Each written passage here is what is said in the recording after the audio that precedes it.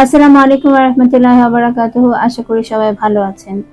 আজকে আমরা জানবো আপনি যদি প্যারালাইসিস হয়ে যান তাহলে সেই ক্ষেত্রে আপনার করণীয় কি?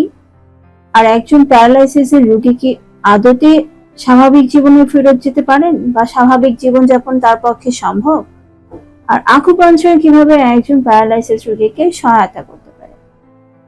তো প্রথমে আমরা জানবো যে আপনি যদি কোনো কারণে প্যারালাইসিস হয়ে যান, যেমন রোগের কারণে হোক বা আপনার স্নায়বিক কোনো সমস্যা আছে অথবা কোনো অ্যাক্সিডেন্ট হয়েছে আপনার লাইফে, এই কারণে হয়তো বা আপনি প্যারালাইসিস হয়ে গেছেন, তো তাৎক্ষণিক তখন সেই ক্ষেত্রে আমরা কি করি? আমরা ডক্টরের কনসালটেন্ট করি এবং আমাদের সম্মানিত চিকিৎসকগণ আমাদেরকে কিছু মেডিসিন প্রোভাইড করে। এর পাশাপাশি আমরা যেটা করে থাকি কমন, সেটা হচ্ছে ফিজিওথেরাপি আমরা করে থাকি। তো একজন প্যারালাইসিসের রোগী তখন আর স্বাভাবিক জীবনে ফেরত আসার জন্য তখন সেই ক্ষেত্রে এই কাজগুলো তিনি করে থাকেন। তো এখন যদি এরকম হয় যে আপনি প্যারালাইসিস হয়ে গিয়েছেন এবং কি আপনার কাছে একটা ভীতির কারণ হচ্ছে কি আপনি কি আদতে স্বাভাবিক জীবনে ফেরত যাবেন কিনা, এটা হচ্ছে প্রশ্ন। জি, সম্ভব। যদি আপনি ইনস্ট্যান্ট ডিসিশন নেন বা তাৎক্ষণিক ডিসিশন নেন তাহলে সেই ক্ষেত্রে আপনি স্বাভাবিক জীবনে ফেরত যেতে পারবেন। তবে সেই ক্ষেত্রে অবশ্যই ডক্টরের কনসালটেশনে আপনাকে থাকতে হবে।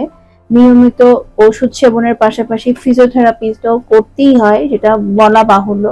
এর পাশাপাশি যদি আপনি আকুপাঙ্কচার চিকিৎসা নিয়ে থাকেন তাহলে সেই ক্ষেত্রে আপনার স্বাভাবিক জীবনে ফেরত যাওয়ার সম্ভাবনা শতভাগ। তবে সেই ক্ষেত্রে কথা আছে, আপনি যদি এমন হয় যে আপনি প্যারালাইসিস হয়ে গিয়েছেন, 15 থেকে 20 দিন হয়েছে কিংবা 1 মাস হয়েছে, তখন আপনি ফিজিও সেবা নিচ্ছেন, মেডিসিন নিচ্ছেন, এর পাশাপাশি আপনি আকুপাঙ্কচার চিকিৎসাটা করছেন, সেই ক্ষেত্রে আপনার রেজাল্ট আসার সম্ভাবনা শতভাগ। তাহলে আপনার বডিটাকে ইমব্যালেন্সিং বডিটা তখন ব্যালেন্স অবস্থায় চলে আসে।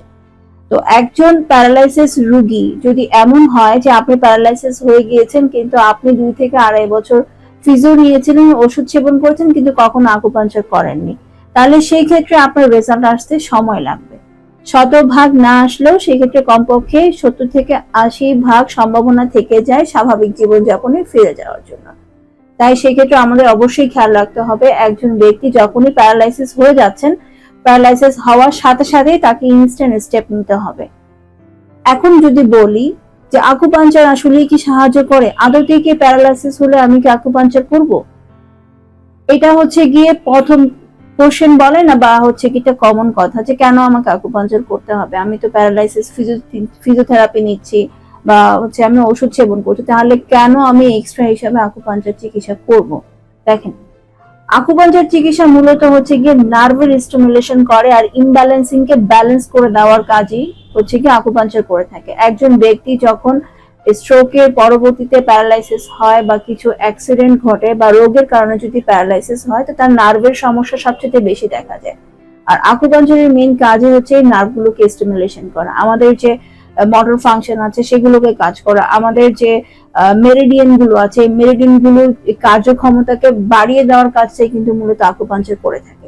তো সেই ক্ষেত্রে আপনি যখন ফিজিওর পাশাপাশি আকুপাঙ্কচারকে রাখছেন তখন আপনি 100 রেজাল্ট পাওয়ার সম্ভাবনা শতভাগ চলে আসে।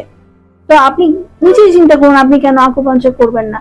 আর আকুপাঙ্কচার যেহেতু কাজটাই করে নার্ভ স্টিমুলেশনের উপরে, তাহলে সেই ক্ষেত্রে একজন প্যারালাইসিসের রোগীর জন্য acupuncture is a best solution.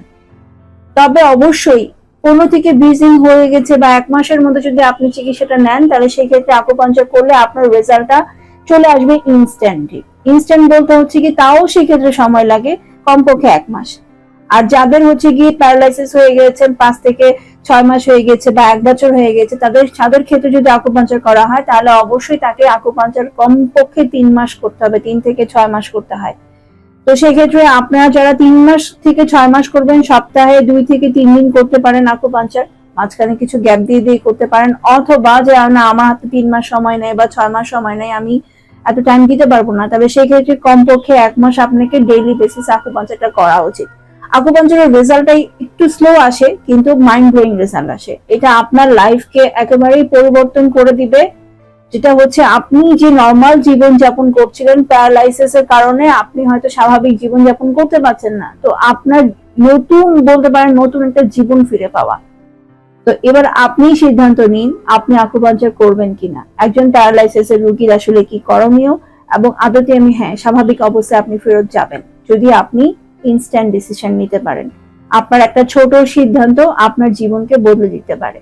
তো সেই ক্ষেত্রে অবশ্যই আকুপাঞ্চার করবেন, ফিজিও করবেন এবং একটা প্রপার লাইফ স্টাইল অবশ্যই আপনাকে ফলো আপে থাকতে হবে। তাহলে সেই ক্ষেত্রে আপনি প্যারালাইসিস এর পরবর্তী যে কমপ্লিকেশন গুলো আছে সেগুলো কাটিয়ে উঠে একটা স্বাভাবিক জীবনে ফিরে যেতে পারবেন। আশা করি সবাই বুঝতে পেরেছেন। এই বিষয়ে যদি কোনো কমেন্ট থাকে আপনি কমেন্ট করতে পারেন। এই বিষয়ে যদি কোনো মন্তব্য জানতে চান বা আলোচনা করতে চান সেক্ষেত্রে স্ক্রিনে দেওয়া নাম্বারে কলও করতে পারেন। আশা করি সবাই বুঝতে পেরেছেন। সবাই ভালো থাকবেন। আসসালামু আলাইকুম।